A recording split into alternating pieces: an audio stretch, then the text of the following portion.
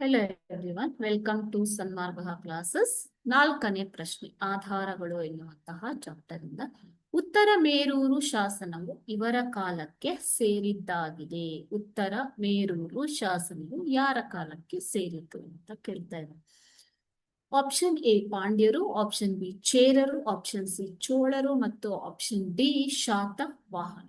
ಶಾಸನಗಳು ಅಂದ್ರೆ ಏನು ಮಕ್ಕಳೇ? ಶಾಸನಗಳು ಪ್ರಾಕ್ತನ ಆಧಾರಗಳಲ್ಲಿ ಬರುವಂತದ್ದು. ಇಲ್ಲಿ ಶಾಸನಗಳು, ನಾಣ್ಯಗಳು, ಉತ್ಖನನಗಳು ಈ ರೀತಿಯ ಆಧಾರಗಳನ್ನ ಬಳಸಲಾಗುತ್ತೆ. ಆಧಾರಗಳು, ಓಕೆನಾ? ಈ ಶಾಸನಗಳು ಆಯಾ ಕಾಲದ ಸಂಸ್ಕೃತಿ, ಕಲೆ, ಸಾಹಿತ್ಯ, ಆಡಳಿತ, ಆರ್ಥಿಕತೆ ಇನ್ನಿತರ ಬಗ್ಗೆ ಮಾಹಿತಿಯನ್ನ ಒದಗಿಸ್ತದೆ. ಓಕೆ.